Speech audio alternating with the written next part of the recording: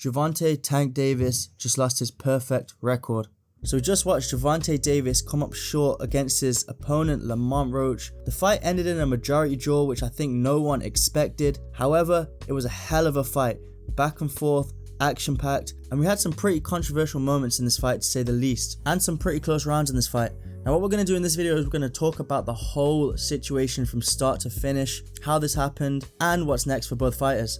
So first of all, the fight was set up between Gervonta Davis and Lamont Roach. Now, is it a fight that anyone really wants to see? Not particularly, but it's nothing unusual for Tank. As we know, Tank usually fights fighters that aren't particularly on the level he should be fighting, and if we look on paper, Lamont Roach is definitely not on the same caliber as Gervonta Tank Davis. And I don't think anyone expected the performance of Lamont Roach, but he came out and he proved everyone wrong. Well, first of all, this fight was on pay-per-view, which in my opinion, I really don't think it should have been. However, there wasn't really much hype around this fight at all, considering the press conferences really didn't get too much attention as Tank fights usually do, so it's clear that this fight wasn't as hyped up as maybe other Tank fights. And is that an indicator that Tank was taking this fight lightly? In my opinion, I really think so. I think Tank underestimated Lamont Roach, as he's already beaten twice in the amateurs, and I don't think he expected Lamont Roach to come with as much as he did, and I don't think the rest of us did. So that possibly could have led to an undisciplined Tank, unmotivated Tank, and he may have not performed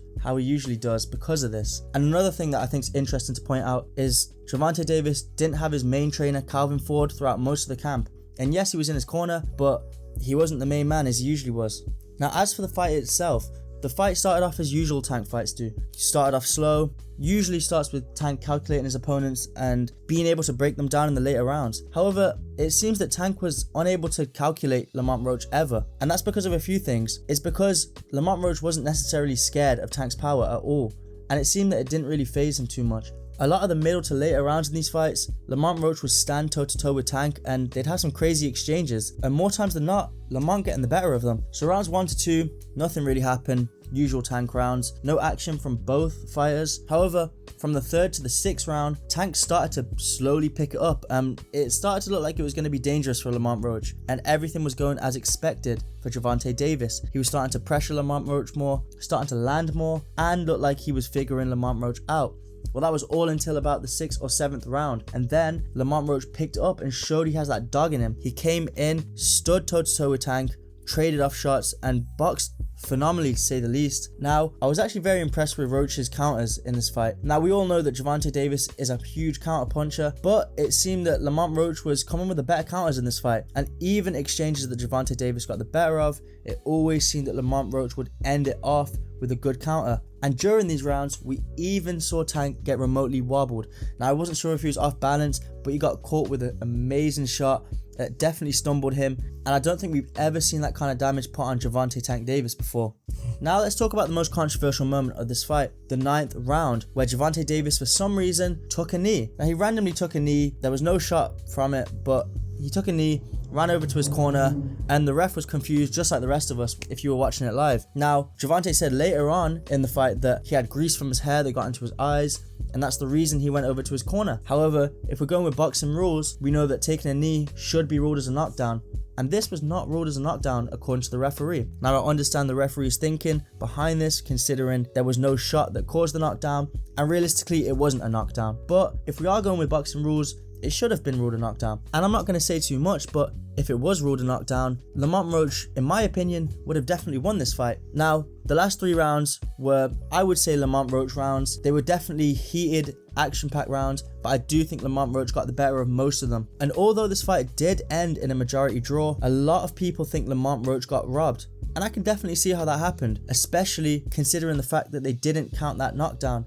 Because let's be real, if that knockdown was counted, Lamont Roach would have won that fight. And it raises a lot of questions for Gervonta Tank Davis now, because we've never seen him in this close of a fight. Not to mention, we've never seen someone stand toe to toe with him like this. And it's from someone who we really didn't expect it to. So there could be 2 possibilities here. And in my opinion, first of all, did Gervonta Davis overlook Lamont Roach? Did he overestimate him? And is that the reason he didn't perform as well as he wanted to in the ring? And second of all, did we all overlook Lamont Roach? Is Lamont Roach better than we think? We saw a lot of high level skill from Lamont Roach in that ring, and it makes you wonder, is he really a lot better than we think? And can he hang with all those top names like Shakur Stevenson, Keyshawn Davis, Ryan Garcia. Not to mention, Shakur did mention after this fight that he would be open to a rematch with Lamont Roach. So let's go straight into it. What's next for each fighter? Now, for Gervonta Davis, he did say in his interview that if possible, he would want the rematch, but he didn't seem overly interested in it for some reason. Well, personally, this might sound crazy, but I don't think we can see Gervonta Davis in the sport for much longer. I think he's lost passion for the sport of boxing.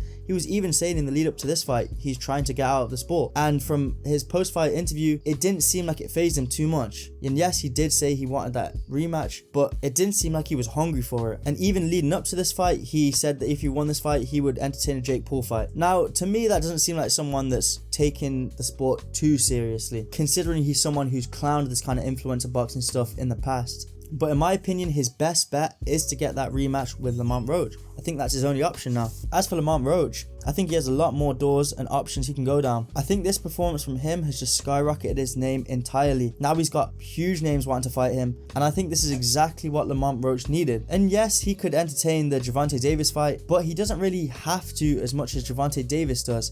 He could go down other routes and fight other big names. This has kind of automatically put him to that top level. So yeah, he has a lot more options than Gervonta Tank Davis probably does. But what do you guys think is next for each fighter? Let us know in the comment section below. If you enjoyed this video and want to see more, make sure you hit that subscribe button and turn on post notifications so you don't miss an upload. Anyways, that'll be all. I'll catch you in the next one.